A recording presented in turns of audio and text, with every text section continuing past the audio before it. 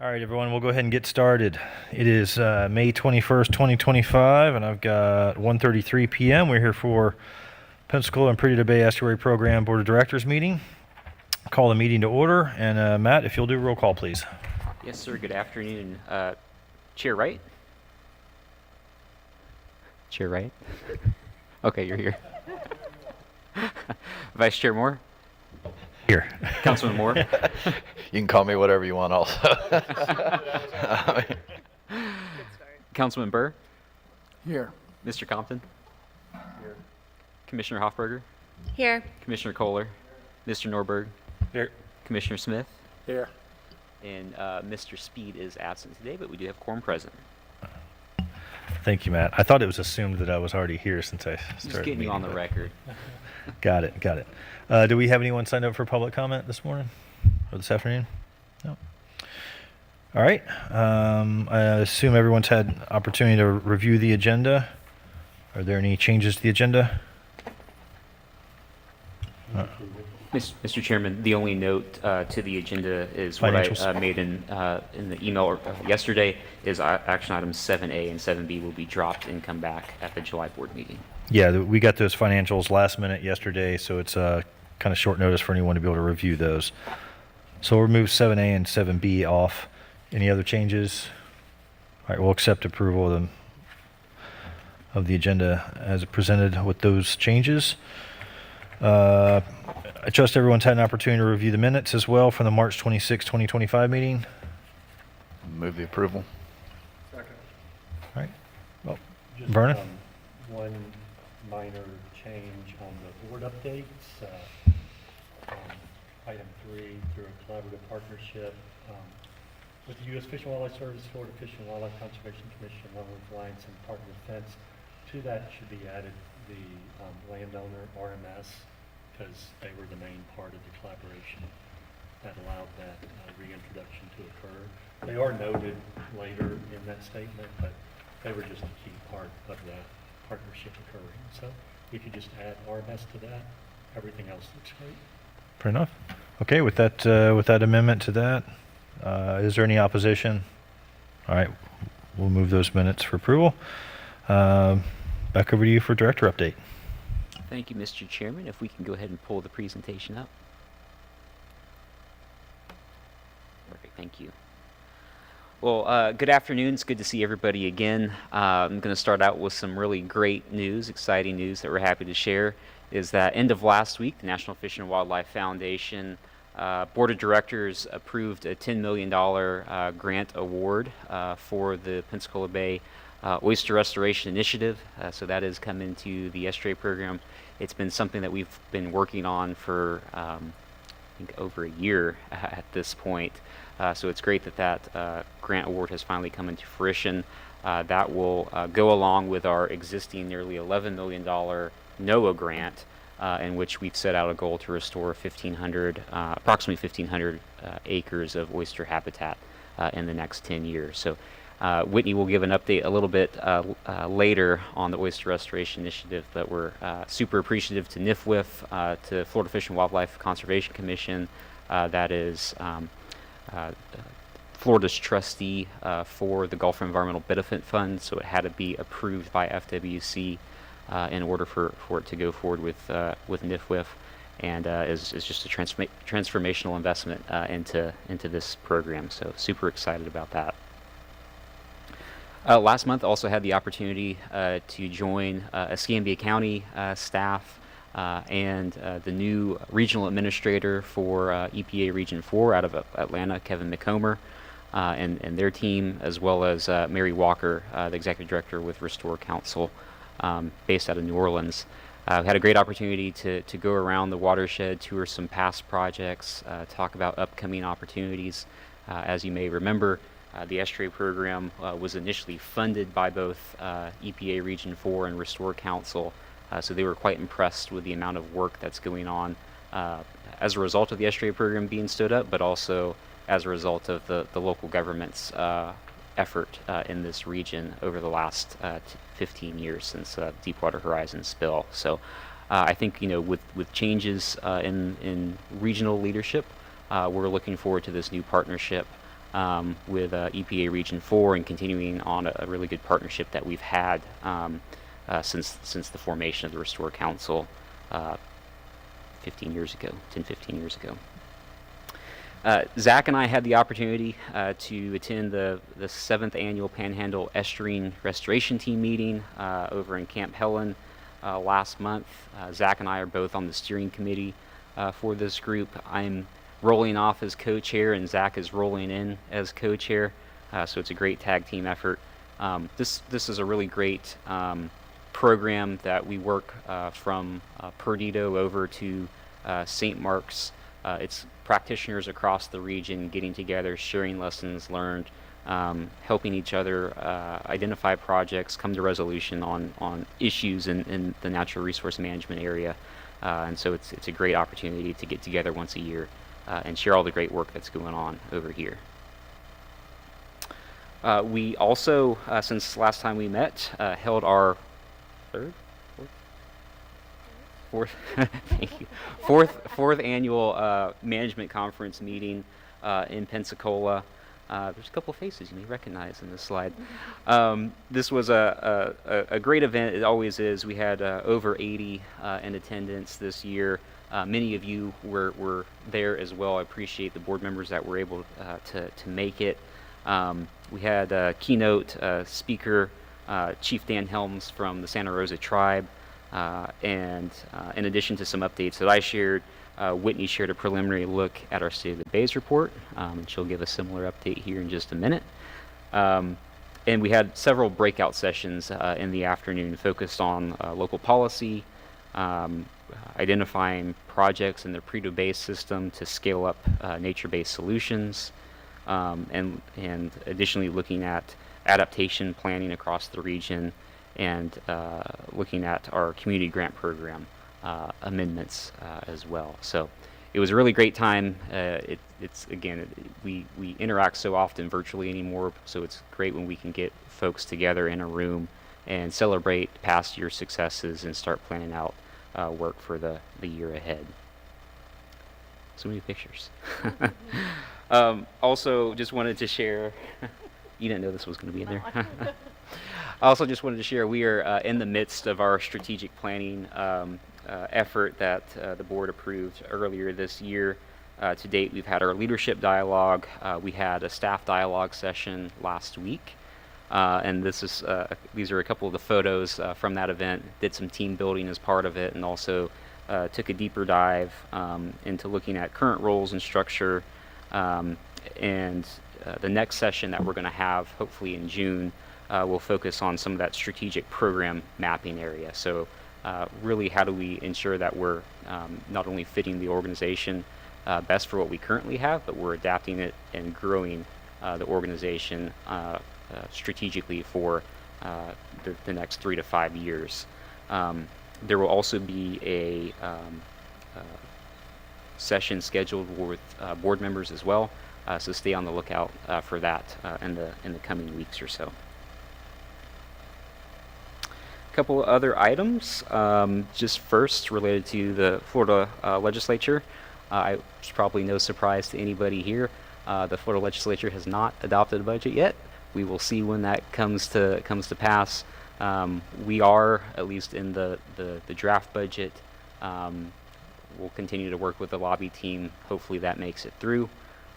We are also continuing to work with the Northwest Florida Water Management District. They feel pretty confident about their new partnership program making it in at some level.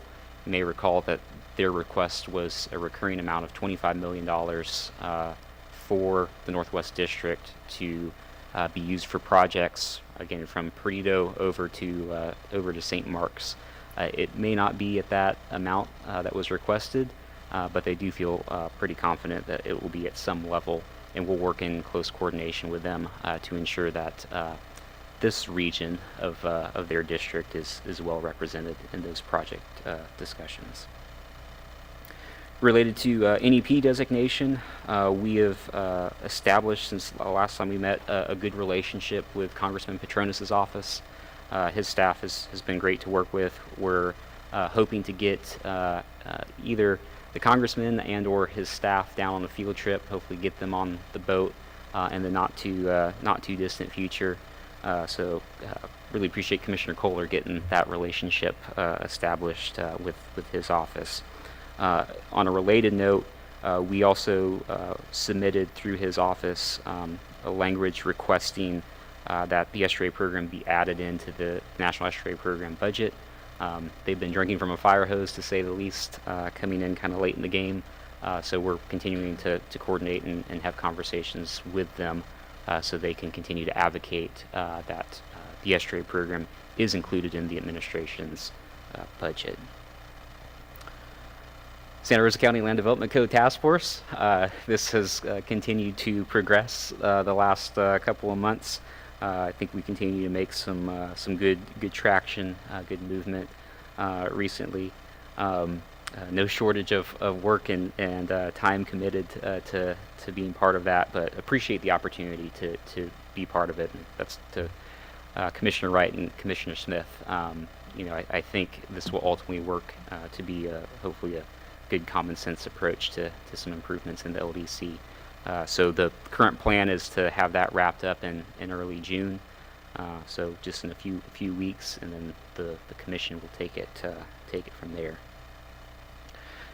Recently, we submitted a couple of pre-proposals for NIFWIF's National Coastal Resilience Fund opportunity.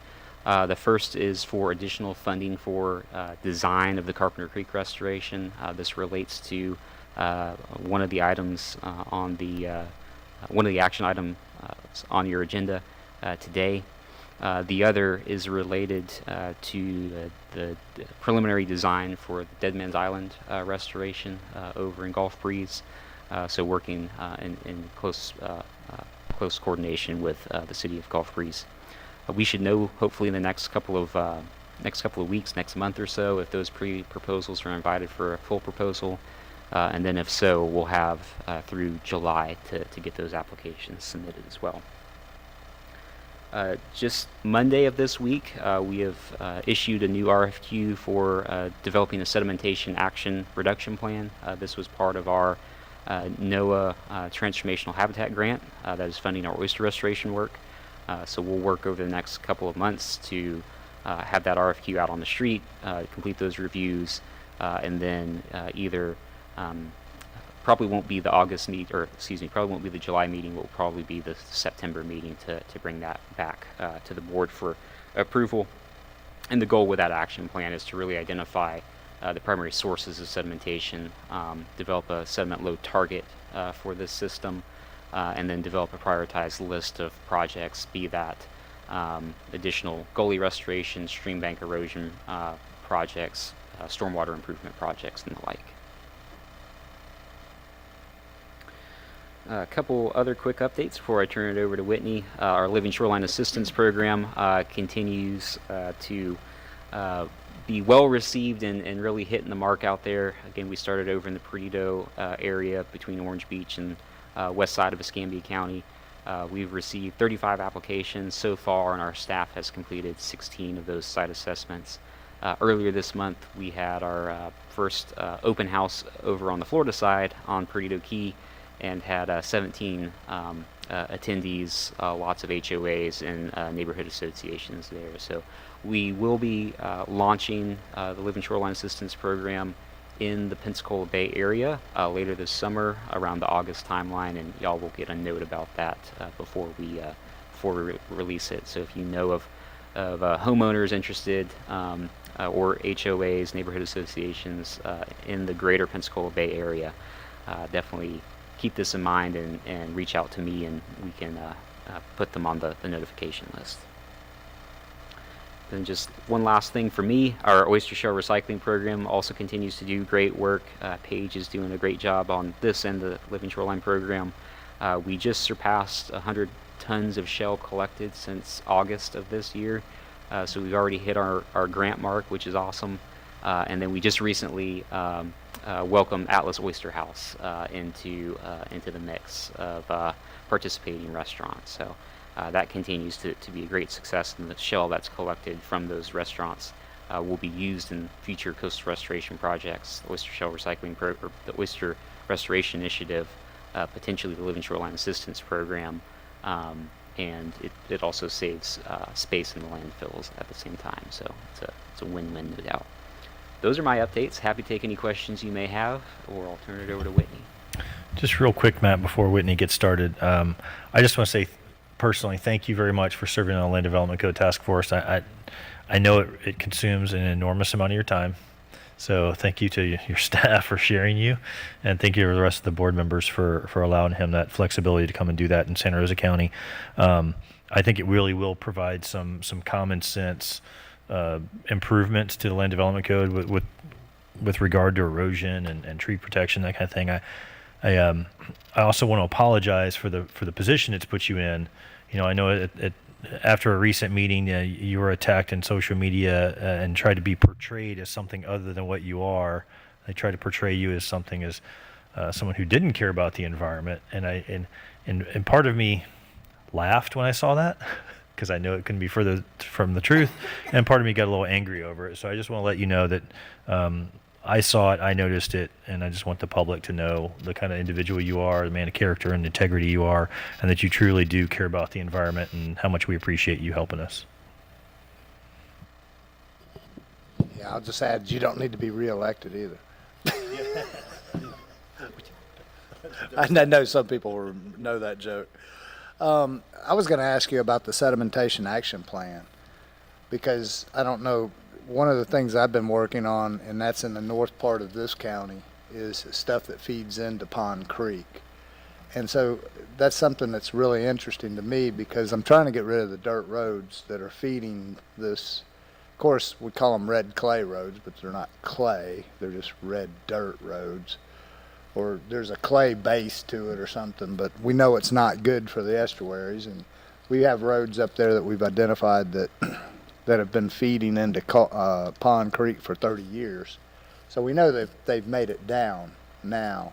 But I would, if anything that you get on that, if you could go outside, I don't know, send me any information. I'm trying to educate myself as well as I can on these things to probably identify different ways that we can go about taking care of these upstream problems, and, you know, possibly getting financial help in those instead of just putting it on our general budget. For sure, that's a great point, Commissioner.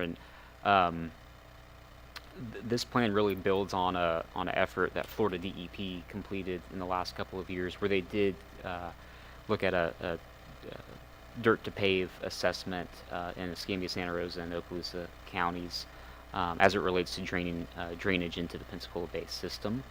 So there's a good prioritized list on the dirt road paving aspect that this project will kind of dovetail with.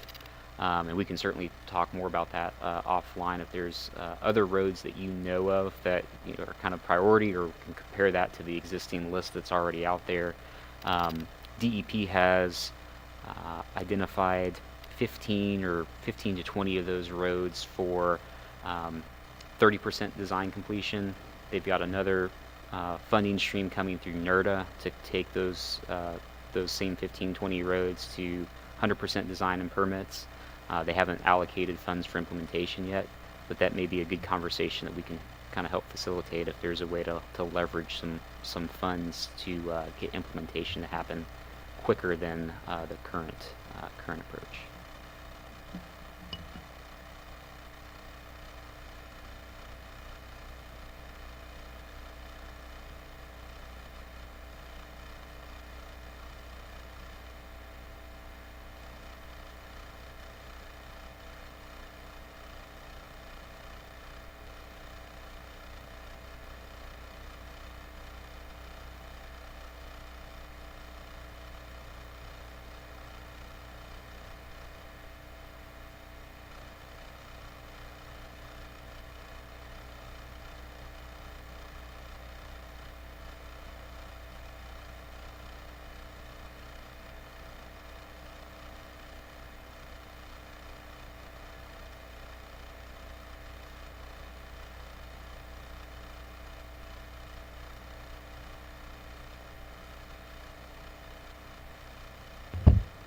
Mr. Chair, since we're on this conversation, so Okaloosa County recently has completed several projects where the north end county roads county-owned roads have been capped, but there's also probably several state-owned roads that our public works folks would be interested in. So how far do you plan on that project extending into the watershed? I think it's partially going to be determined by the budget we have available. So I wish I had a better answer right now. I don't. Our approach always is to look at kind of the watershed in its entirety. But I think once we narrow in on a number one ranked firm, we'll have those conversations on what's actually feasible to down in the coastal area versus further up in the watershed. Okay, yeah, and loop us in, see if maybe there's something that we can do to help support that from our side, being up in the riverine systems instead of just coastal. So, Yeah, it would make sense to me that you would try to identify areas that are most vulnerable. I know Santa Rosa County for a number of years, since the FDP originally started that project, had kind of accelerated paving a lot of dirt roads, and there's maybe one left on the south end, I think in District 4, but pretty much everything was paved as part of that. But obviously in those more rural areas, as you go central, north, and all three of our counties, it gets a little tougher because a lot more miles of road up there. And I was just going to add on our website, we have links to those reports for the sediment study and the prioritization report. So as part of that RFQ, we made those available to any firm that's applying and then also other people that are interested. So if you want to review those, and we can always just have a follow-up discussion if you want to as well.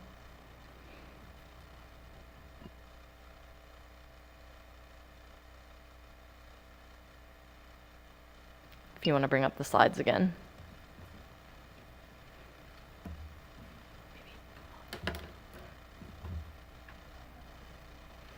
Okay, for an update on the Pensacola Bay Oyster Restoration Initiative, I gave a brief update at the last board meeting, but we're starting to make a lot more headway with starting the field portion of this project, so to collect some more information that have been lacking in our bay system. So me, Zach, and Haley have been working with EPA and UWF and the Sea Lab. It'll be a collaborative effort between the three of us.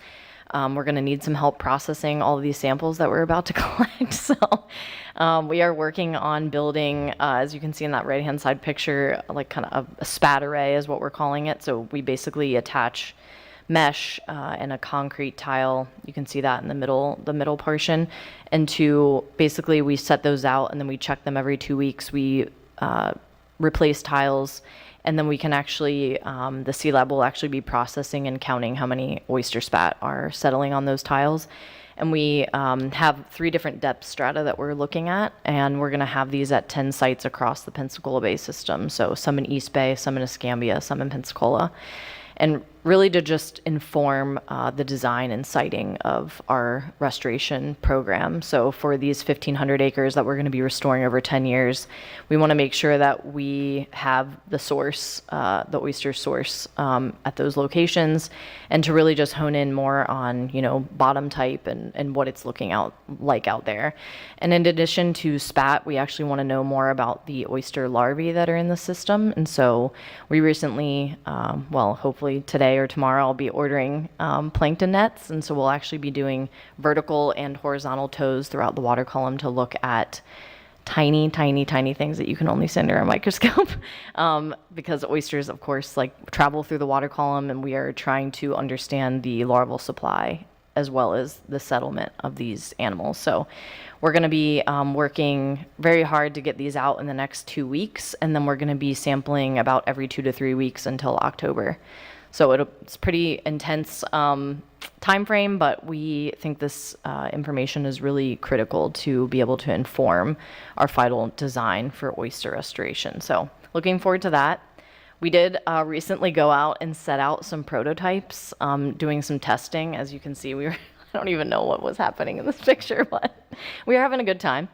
That thing weighs about 80 to 100 pounds. And so we were trying to slowly lower it over the side of the boat, and it did work. And we came back 3 weeks later and it was still there. And we only lost 2 tiles. And so we were trying to do a little bit of trial run to see how long it's going to take us to kind of run through the entire process out in the field. And then we went out Monday with the EPA lab to do some plankton tows and to kind of go through, again, the whole process of collecting water quality, of setting out a spat array, collecting the tiles, and just kind of troubleshooting different portions.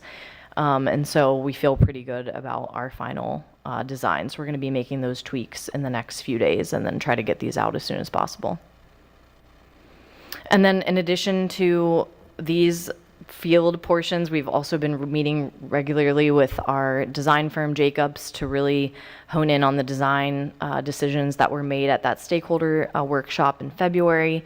And so we've been working diligently in the background to really make sense of, where those critical priority areas are. And we've kind of have a tentative placement of where the first 100 hectares are going to go. So we're moving forward on preliminary design for those. And then we've been talking about some of those intertidal reefs that will be more volunteer-based. And then we've also started the discussion of when we would have a broader community engagement.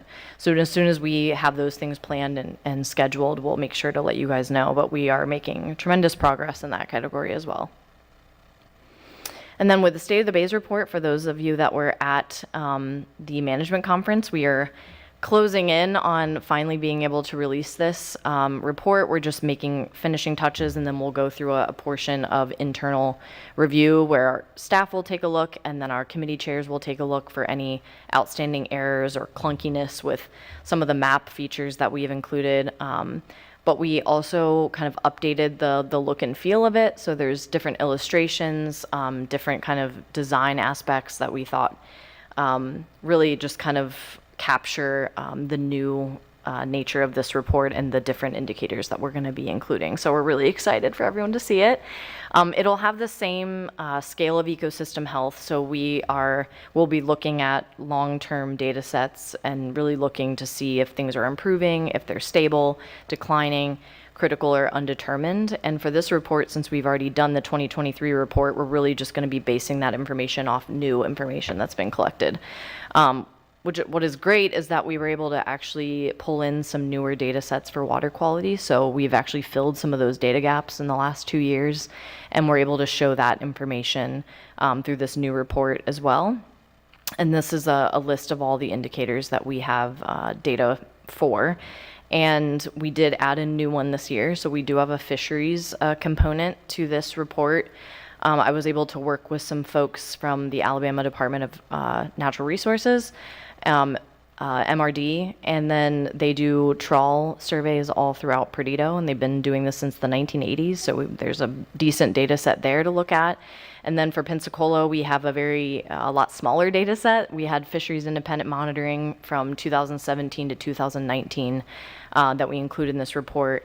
And we've been working with partners to try to get funding to implement fisheries independent monitoring on a broader scale in Pensacola to kind of fill that data gap. But we also have a lot of information from the Sea Lab as well, from their trawling program that they've been doing since the early 2000s. So that's kind of what this looks like and what's going to be included. This kind of we gave it a little bit of a different look from the last report. Right now, still everything is divided by watershed. So if you're only interested in looking at the Perdido or Pensacola Bay system, you can kind of scroll and get to that specific area. And then we still have the status, and now it's on kind of like a little drop down. So it makes it a bit easier to look at since we have a lot of information. You can just kind of click the little arrow and then it'll drop down all of the information like you can see here. And then if you want to collapse it, you just press the little button again. And then we have, of course, a whole section for visuals. So maps, there's a bunch of graphs and photographs, and then links to a bunch of different resources. And then we also have like a call to action. So what people can do to support healthy fisheries in this specific scenario, but we have one on each page related to the specific indicator. And then like I was saying it's kind of a quick look at kind of the condition for each of these indicators, so you don't have to dig for it. It's right there as a summary, and then you can kind of pull down basically any indicator that you're interested in, but it just gives it a bit cleaner look.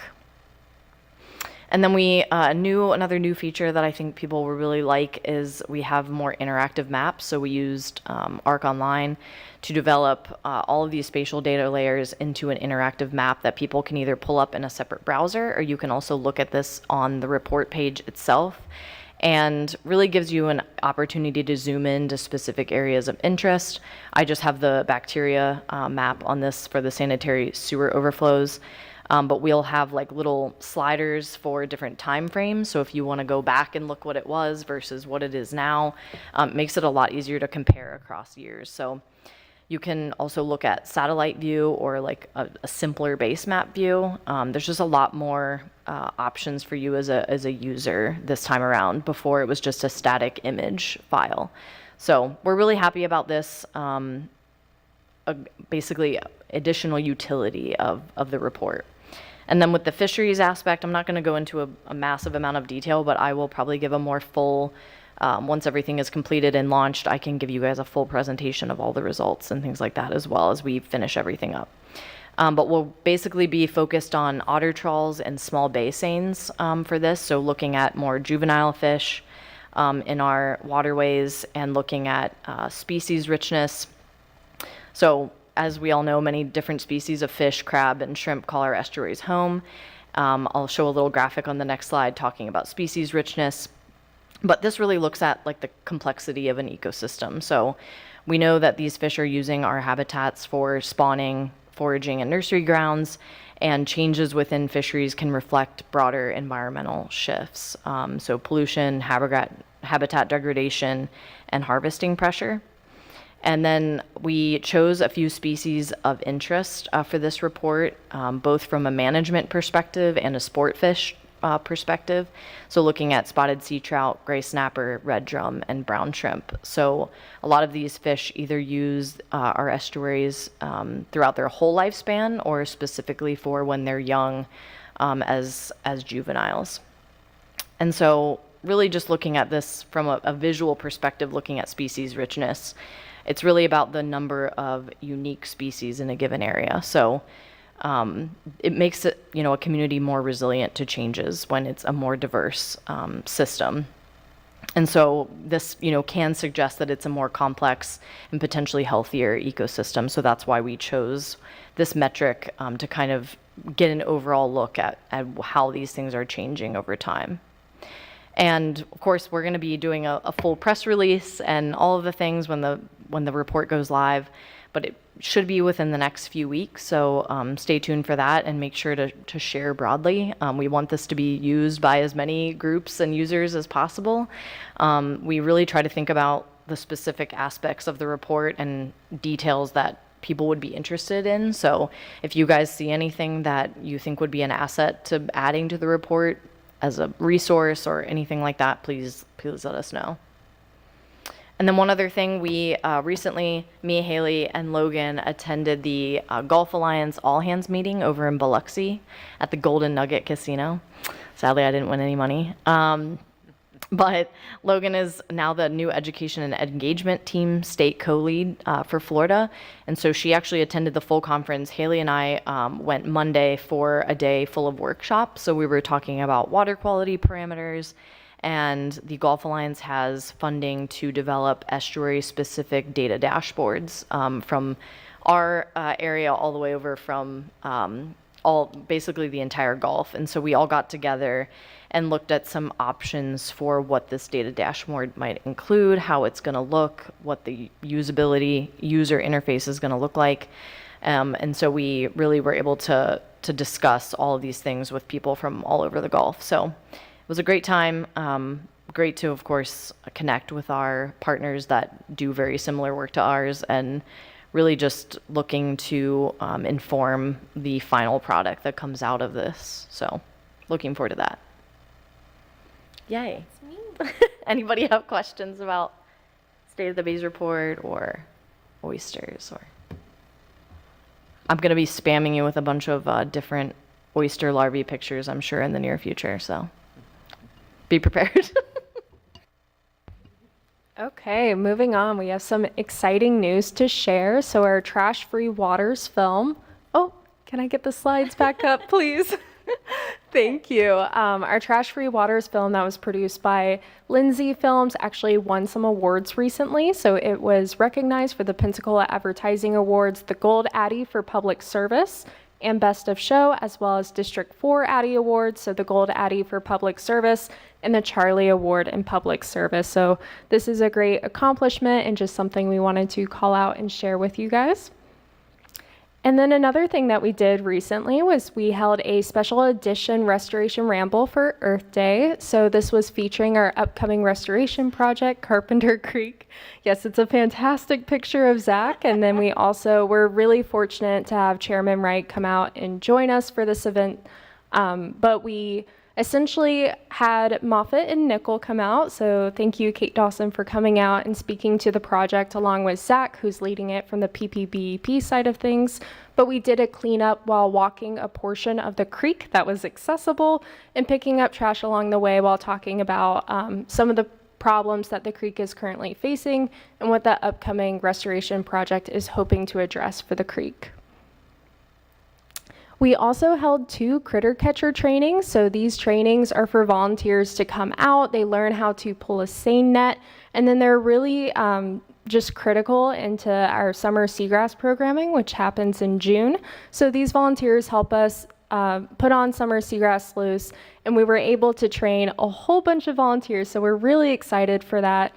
And part of what you're seeing on the right-hand side of that really big picture on the right-hand side is Oyster Corps. So that is one of our partners that is important to helping run our oyster shell recycling program and our Living Shoreline Assistance program. So we were really fortunate to have them come out and join us for a critter catchers training, just in case we ever have a volunteer shortage. They've offered to be able to step in, covering their own time and volunteering with us. So we really appreciate that partnership. And it also just really helps strengthen their own team's knowledge on living shorelines and oyster habitats and seeing the life that lives in seagrass beds. So it was really informative training for their Living Shoreline Assistance Program work as well. And then manatee season is underway, so we're really excited about this. Logan's been great putting out a lot of press releases. We did a joint press release actually with Dissel's Manatee Sighting Network. So we're just letting people know that, hey, we're expecting manatees to be in our area soon, so please keep an eye out. We want people to report sightings as manatees are making their way to our area.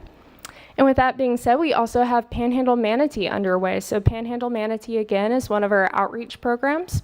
So it's primarily run by our seasonal intern. So this year it is Kaylee Beasley, and she's been doing a fantastic job. So one of the things that she's been doing this year is really creating more interactive and engaging activities for kids to do at our booths, which is what you're seeing here in the pictures.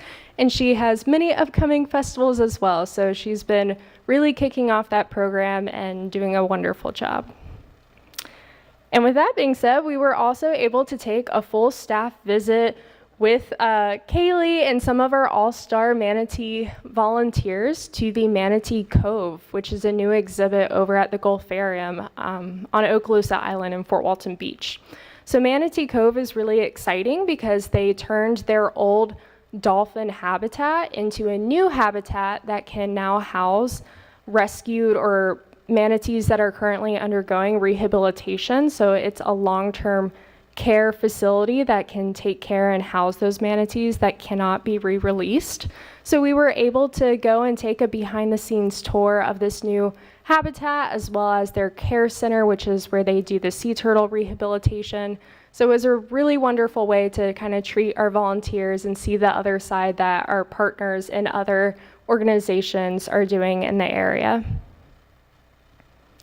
We also held our first kayak tour for this summer. So that was over at Escobano Point Wildlife Management Area. This was great. We were over there talking about the Nature Conservancy's reefs as well as living shorelines, and we were able to just plug our Living Shoreline Assistance Program that will be coming online, I believe, this fall for the Pensacola Bay side. So we're always trying to tie in all of the different things that we're doing. And this was actually my first time being able to go out with our own kayaks now that we have our truck where we can pull our kayak trailer. So that was really exciting as well.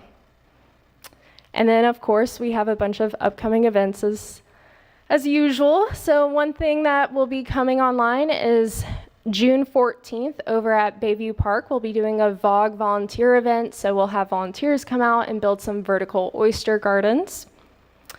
And then, as I mentioned before, our summer seagrass loose program is returning, so that'll be in June. So most of the days, I believe, are Fridays, but we do have some Saturdays as well. And as you can see, a lot of them are already filled up. It's a really popular program, so it's something that we're really excited to bring back again this year. And then we're also partnering with the local Wounded Warrior group to offer one of the slots for summer seagrass sluice for their families, but also a paddle that will be private and just for the Wounded Warrior families as well. So that will be our June paddle, and we're going to do it over at Big Lagoon State Park, and then our next public paddle will be in July at Big Lagoon State Park as well. And then switching gears a little bit and jumping into our community grant program side of things, I just wanted to give y'all an update. A previous grantee, so from the last award cycle, the Navarre Beach Sea Turtle Conservation Center just publicly opened their new Stingray Estuary exhibit. So we funded the life support system for this tank. So we just wanted to celebrate and share that it's really exciting that they were able to open that exhibit. So it is now publicly available, so you can go check that out. And then moving on to our current grantees, so the 2024 to 2025, we have the University of South Alabama. And a lot of these updates, I will say, are based off of their last report, which was the end of March. So they're all actually wrapping up. Most of them will be finished by the end of May. There's a couple different ones, which we'll touch on here in a little bit. But as of the end of March, the Baker Lab over at the South Alabama have finished their fall fish surveys, their video processing, and given us a preliminary list of the species composition.